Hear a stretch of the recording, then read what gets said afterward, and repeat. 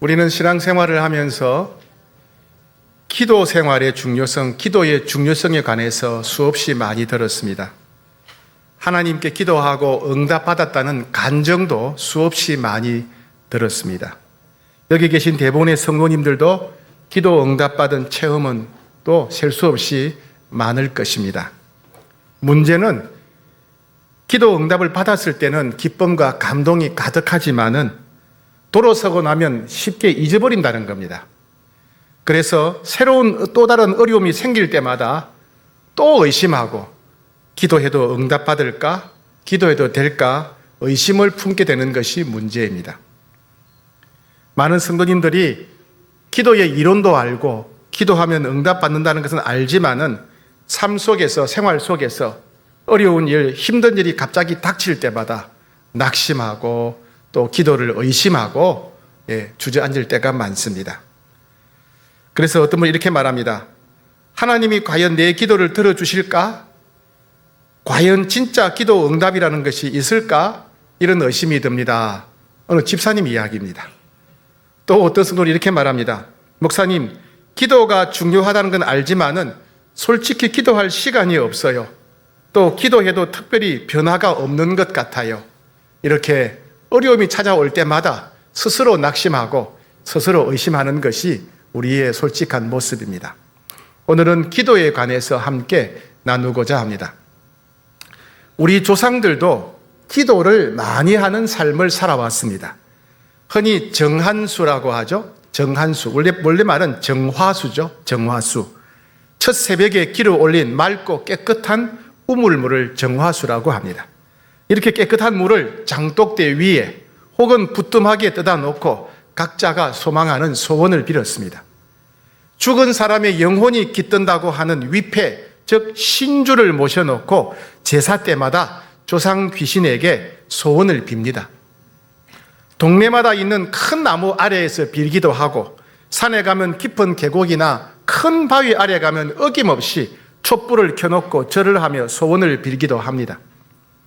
새해 첫날 아침에 떠오르는 해를 보며 소원을 빌기도 하고 정월 대보름에 떠오르는 달을 보며 소원을 빌기도 합니다. 불로장생을 상징하는 10가지 동식물, 즉 해와 달과 산, 물, 바위, 구름, 소나무, 거북, 학, 사슴의 그림이나 조각을 방 안에 두는 것도 역시 건강과 장수를 소원하는 일종의 기도 매개체라고 할 수 있겠습니다.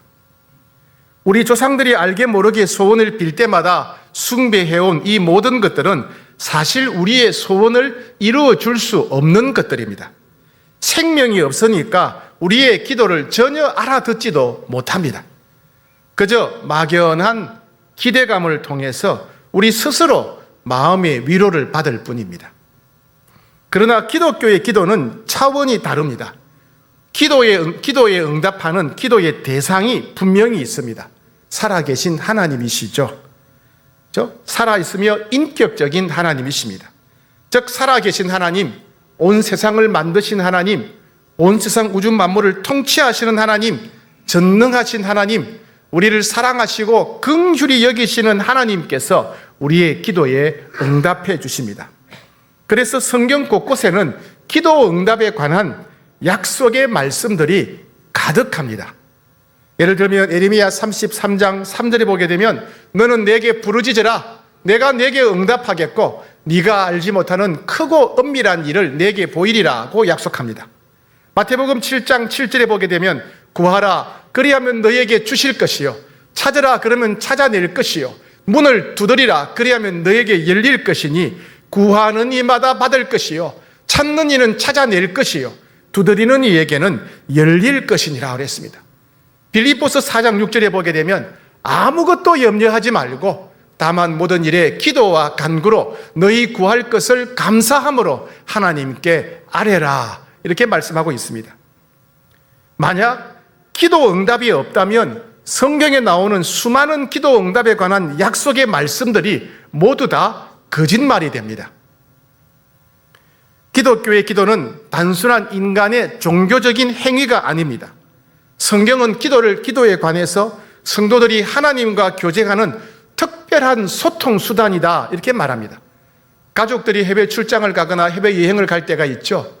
전 세계 어디를 가든지 간에 우리는 전화로 가족과 통화할 수가 있습니다. 그죠? 어디에 있든지 통화할 수가 있죠. 마치 하나님과 우리 사이에 우리가 언제 어디에 있든지 항상 통화할 수 있는 핸드폰과 같은 소통 매체가 바로 기도라는 것입니다. 기도는 하나님과 우리가 친밀한 관계를 누리는 소통 수단입니다. 기도는 하나님의 자녀들만 누릴 수 있는 신비한 특권입니다. 오늘 본문인 요한일서 5장은 요한일서 1장에서부터 계속해서 하나님을 믿는 자는 하나님의 자녀가 되었고 하나님의 자녀의 특징이 무엇인지 반복해서 여러 가지로 설명했습니다. 특히 오늘 읽은 요한일서 5장 14절부터 15절까지는 하나님의 자녀가 된 자녀들의 여러 가지 특징 중에 하나는 기도하면 응답받는다. 하나님의 자녀들은 기도하면 응답받는다라고 하는 사실을 강조하고 있습니다. 오늘 사도 요한은 오늘 본문을 통해서 기도에 대한 분명한 확신을 우리에게 일깨우고 있습니다. 오늘 우리는 기도가 무엇인지 또 어떻게 우리가 확신할 수 있는지 기도가 우리 삶에 어떤 유익을 주는지 함께 살펴보고자 합니다. 첫 번째 주님은 오늘 우리는 살아계신 하나님 앞에서 담대히 기도할 수 있는 특권을 가졌다. 우리는 하나님 앞에서 담대히 기도할 수 있는 특권을 가졌다는 확신을 가져야 된다라고 말씀하십니다. 자, 오늘 본문 14절 앞부분만 같이 읽겠습니다. 시작. 그를 향하여 우리가 가진 바 담대함이 이것이니, 여기까지. 그를 향하여 우리가 가진 바 담대함이 이것이니, 그는 우리의 기도에 응답하시는 살아계신 하나님을 가리킵니다. 우리는 살아계신 하나님, 기도에 응답하시는 하나님께 담대함이 있다. 담대함. 이 담대함은 용기, 자유함을 가리킵니다. 원래 우리는 죄인이기 때문에 거룩하신 하나님 앞에 나아갈 수가 없었습니다. 활활 타오르는 불 속에 들어간 모든 종이가 불타버리듯이 거룩한 하나님 앞에서 우리는 하나님을 볼 수도 없고 하나님을 알 수도 없고 하나님과 대화할 수도 만날 수도 기도할 수도 없었습니다. 그런데 예수님께서 십자가에서 죄인된 우리가 받아야 할 형벌을 대신 받으셨습니다. 예수님께서 십자가에서 우리 대신 죽으심으로 우리의 모든 죄값을 모두 지불하셨습니다. 그래서 이제는 누구든지 예수님을 믿는 사람은 모든 죄를 용서받게 되었습니다.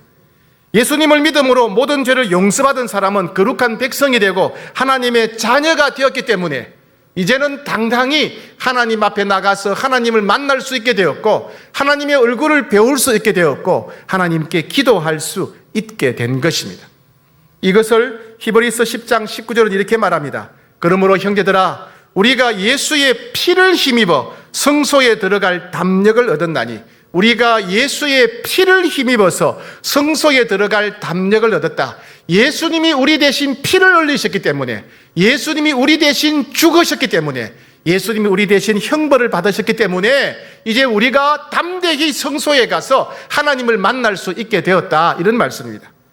히브리서 4장 16절, 그러므로 우리는 긍휼하심을 받고 때를 따라 돕는 은혜를 얻기 위하여 은혜의 보좌 앞에 담대히 나아갈 것이니라. 우리는 예수님의 십자가의 공로로 인해서 때를 따라 돕는 은혜, 하나님의 은혜를 받기 위해서 하나님 보좌 앞에 담대히 나아갈 수 있게 되었다. 이제는 하나님을 만날 수 있게 되었다. 이제는 하나님께 기도할 수 있게 되었다. 그런 말씀입니다. 원래 우리는 하나님 앞에서 죽을 수밖에 없는 죄인들이었지만은 예수님의 은혜로 깨끗하게 되었으니까 이제는 두려워하지 말고 하나님 앞에 담대히 나아갈 수 있다는 말씀입니다. 이제는 하나님 앞에서 아무런 두려움 없이 기도할 수 있게 되었다는 것입니다. 우리가 하나님 앞에 자유롭게 나갈 수 있게 된 이 담대함은 예수님을 믿을 때 얻은 특권입니다. 즉 우리가 하나님께 나아가서 기도할 수 있는 것은 우리 자신의 공로나 어려움이나 종교적인 노력 때문이 아닙니다. 예수님의 십자가의 은혜로 우리가 얻게 된 특권이라고 할 수 있습니다. 우리는 이 믿음을 가져야 됩니다. 대통령은 우리가 마음대로 만나지 못합니다. 그죠? 우리가 대통령 만나고 싶다고 해서 마음대로 대통령 사는 곳에 갈 수가 없습니다. 우리는 대통령에게 개인적인 부탁도 할 수가 없습니다. 그런데 살아계신 하나님, 온 세상 우주 만물을 만드시고 주관하시는 하나님 앞에는 우리가 담대히 나아갈 수 있습니다. 우리는 살아계신 하나님 앞에 언제든지 나아가서 하나님을 만날 수 있습니다. 우리는 하나님 앞에 언제든지 우리 개인적인 부탁을 하고 기도할 수 있습니다. 우리는 기도할 수 있는 대상이 있다는 말입니다. 바로 살아계신 하나님이십니다. 온 세상을 만드신 하나님이 우리 기도의 대상입니다. 우리에게 예수님을 보내주시고 우리가 하나님을 만날 수 있도록 길을 열어주신 아버지 하나님이 우리의 기도의 대상이십니다. 그래서 우리는 크게 외칠 수 있습니다. 나는 하나님을 만날 수 있는 특권을 가졌습니다. 나는 하나님께 기도할 수 있는 특권을 가졌습니다. 나는 하나님께 기도할 수 있는 담대함을 가졌습니다. 우리 이렇게 외칠 수가 있습니다. 같이 한번 외쳐볼까요? 저를 따라 외치겠습니다. 큰 소리로. 나는 하나님을 만날 수 있는 특권을 가졌습니다. 나는 하나님께 기도할 수 있는 특권을 가졌습니다. 나는 하나님께 기도할 수 있는 담대함을 가졌습니다. 이와 같이 오늘 본문 요한일서 5장 14절을 통해서 우리는 살아계신 하나님께 기도할 수 있는 담대함, 특권을 가졌다라고 말씀하십니다. 두 번째는 우리가 하나님의 뜻대로 기도하면 반드시 응답하신다는 확신을 가져야 된다라고 말씀하십니다. 자, 14절 말씀 다시 읽겠습니다. 시작. 그를 향하여 우리가 가진 바 담대함이 이것이니 그의 뜻대로 무엇을 구하면 들으심이라. 그의 뜻대로, 하나님의 뜻대로 구하면 다 들어주신다, 응답하신다는 말씀입니다. 우리는 우리가 하나님의 뜻에 맞게 기도하면 반드시 응답하신다는 확신을 가져야 됩니다. 그의 뜻대로 무엇을 구하면 들으신다는 말은 우리가 원하는 것, 우리가 원하는 때를 내려놓고 하나님이 기뻐하시는 뜻이 이루어지도록 기도할 때 하나님께서 반드시 응답하신다는 기도입니다. 즉 우리의 욕심을 채우려고 하는 기도는 응답받지 못한다는 것입니다. 내 생각, 내 감정, 내 야망, 자기 욕심을 채우려고 하는 기도는 응답받지 못합니다. 그래서 우리는 기도할 때마다 하나님의 마음이 어떠하신가, 하나님의 뜻이 무엇인가를 잘 헤아려야 됩니다. 그래서 기도의 초점은 내가 원하는 것이 아니라 하나님이 원하시는 것이 되어야 됩니다. 여러분, 하나님은 우리를 위한 놀라운 뜻과 계획을 가지고 계십니다. 하나님은 만물을 향한, 우리 한 사람 한 사람을 향한 놀라운 뜻과 계획을 가지고 계십니다. 하나님은 우리의 기도를 통해서 이 뜻과 계획을 이루어 가십니다. 그래서 기도는 내 뜻이 이루어지도록 하나님을 설득하는 것이 아닙니다. 어떤 사람들은 기도를 통해서 하나님을 설득해야 된다, 보좌를 움직여야 된다 그러는데 기도는 하나님을 설득하는 것이 아닙니다. 기도는 내 뜻을 내려놓고 하나님의 뜻을 깨닫고 하나님의 뜻을 받아들이는 것입니다. 즉 기도의 본질은 내 뜻을 내려놓고 하나님의 뜻을 따라가는 것입니다.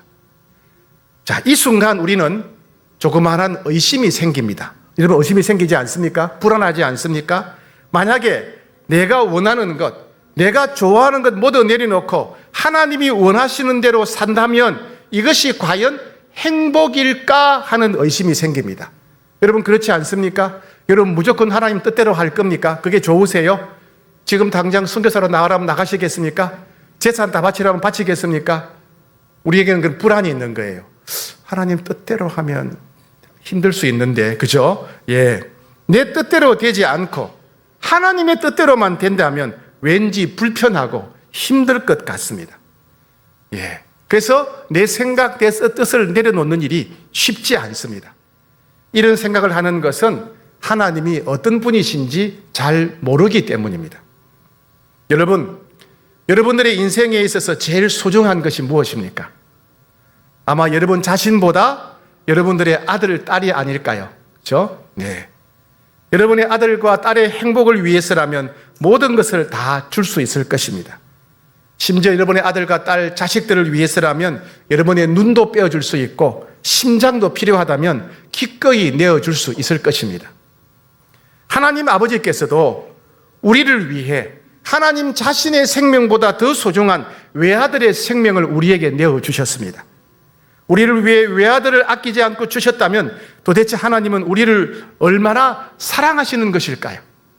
우리를 위해 외아들을 아끼지 않고 주셨다면 도대체 하나님은 우리를 위해서 무엇을 아끼실 수 있을까요?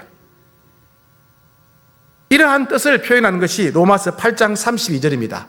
자기 아들을 아끼지 아니하시고 우리 모든 사람을 위하여 내주신 이가 어찌 그 아들과 함께 모든 것을 우리에게 주시지 아니하겠느냐. 그 아들 예수 그리스도를 포함해서 모든 것을 아끼지 않고 주신다. 모든 것.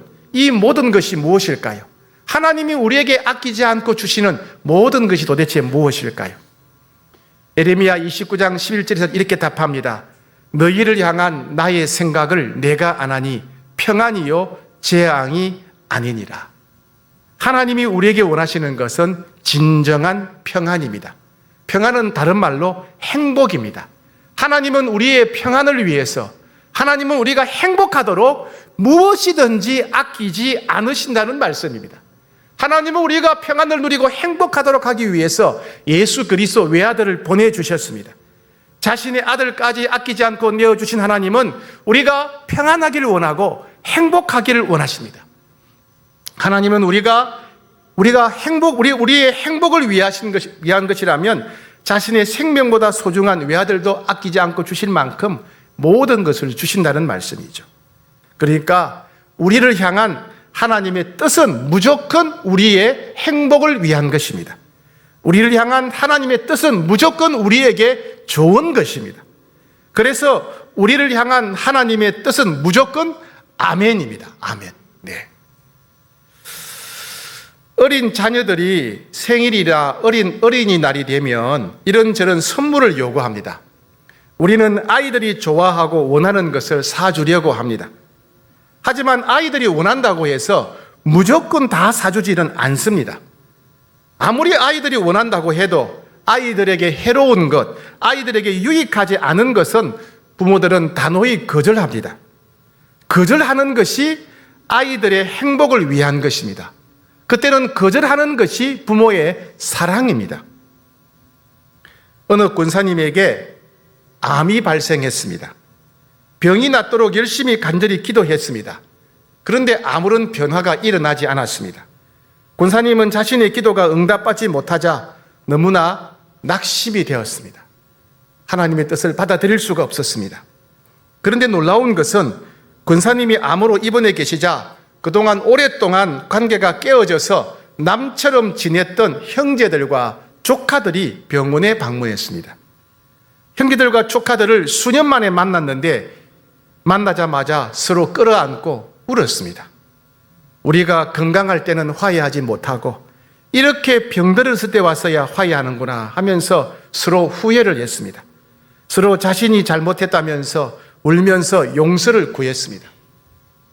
권사님은 자기 자신은 예수님을 믿으니 몇 년 더 오래 살든지 암 때문에 몇 년 더 일찍 떠나든지 틀림없이 천국에 가게 될 것을 확실히 믿었습니다. 그런데 관계가 끊어진 채 살아오면서 아직도 예수님을 믿지 않는 형제들이 너무 걱정이 되었습니다. 죽음을 앞둔 권사님이 조금도 슬퍼하거나 낙심하지 않고 너무나 밝은 모습에 형제들이 깜짝 놀랐습니다. 그 얼굴에서 사랑과 평안의 빛이 흘러나오고 있는 것을 보고 형제들과 조카들이 모두 큰 감동을 받았습니다. 그 비결이 예수님을 믿는 믿음 때문인 줄 알고 그 다음 주일부터 온 가족이 모두 교회에 가기로 결정했다고 합니다. 권사님은 비로소 하나님의 마음과 뜻을 깨달았습니다. 평생 기도했던 온 집안을 구원하고자 하나님이 질병을 사용하셨던 것입니다. 자신을 통해 천하보다 귀한 영혼들, 오랫동안 눈물로 기도했던 형제들과 조카들이 모두 천국에 가게 되어 너무나 기쁘고 감사하다고 고백했습니다. 여러분, 우리가 원하는 것, 우리가 원하는 때를 내려놓아야 됩니다. 하나님의 마음과 뜻을 헤아려 기도할 때 하나님은 반드시 응답하십니다. 우리는 하나님이 기뻐하시는 뜻을 따라 기도할 때 반드시 응답받는다는 확신을 가져야 됩니다. 세 번째 말씀입니다. 세 번째는 우리가 기도하면 하나님께서 반드시 들으시는 줄을 확신해야 된다라고 말씀합니다. 오늘 본문 15절 말씀 앞부분 같이 읽겠습니다. 시작. 우리가 무엇이든지 구하는 바를 들으시는 줄을 안저.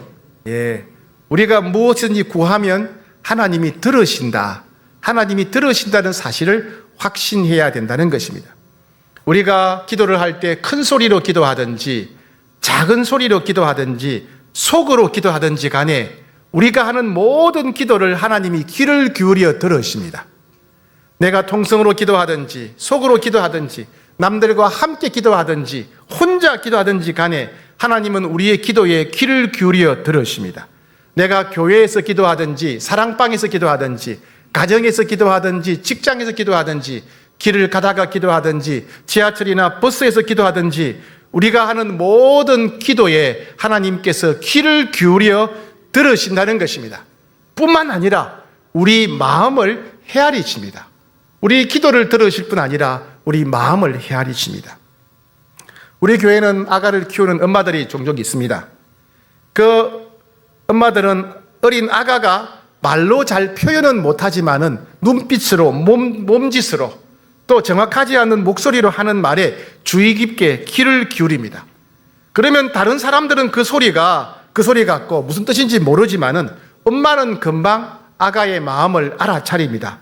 아이고 우리 아가 배가 고프구나 하면서 젖을 물립니다. 아이고 기저귀 갈아달라고 그래 빨리 기저귀 갈자 하면서 기저귀를 갈아줍니다. 아이고 이젠 우리 아가가 졸립구나 하면서 품에 안아서 아기를 재웁니다. 엄마들은 아가들의 마음을 금방 알아차립니다. 우리 하나님 아버지께서도 우리가 기도하면 우리가 원하는 것이 무엇인지 우리의 마음을 금방 알아차립니다. 우리가 무엇이든지 구하는 바를 들으시는 줄을 안다 그랬습니다. 이것은 하나님은 우리가 기도할 때 귀를 기울여 들으실 뿐 아니라 우리의 마음, 우리가 원하는 것이 무엇인지를 하나님이 다 헤아려 아신다는 신뢰의 고백입니다. 우리는 하나님 예수님의 은혜를 의지해서 하나님 앞에 담대히 기도하면 하나님께서 분명히 우리의 기도에 귀를 기울여 주실 것입니다. 뿐만 아니라 기도하는 우리의 마음을 헤아려 주십니다. 그래서 우리는 유창하게 기도하지 못한다 하더라도 오래 기도하지 못한다 하더라도 또 여러 가지 성경적인 표현을 잘 쓰지 못한다 하더라도 하나님은 우리의 기도에 귀를 기울여 주시고 우리 마음을 헤아려 주신다는 사실을 꼭 기억하셔야 됩니다. 우리가 무엇을 구하든지 하나님은 다 알아들으시고 이해하십니다. 네 번째입니다. 네 번째는 기도하는 사람은 마음을 바꾸어야 한다는 말씀입니다. 자, 15절 다시 한번 읽겠습니다. 시작. 우리가 무엇이든지 구하는 바를 들으시는 줄을 안즉 우리가 그에게 구한 그것을 얻은 줄을 또한 아느니라. 우리가 그에게 구한 것을 얻은 줄을 안다. 우리가 하나님께 구하는 것들은 우리가 받는다는 것도 압니다. 이렇게 세 번역을 번역했어요. 공동번역은 이렇게 번역했습니다. 이미 다 받은 것이나 마찬가지입니다. 저는 이 번역이 마음에 들어요. 우리가 하나님께 구한 것은 이미 다 받은 것이나 마찬가지입니다. 왜요?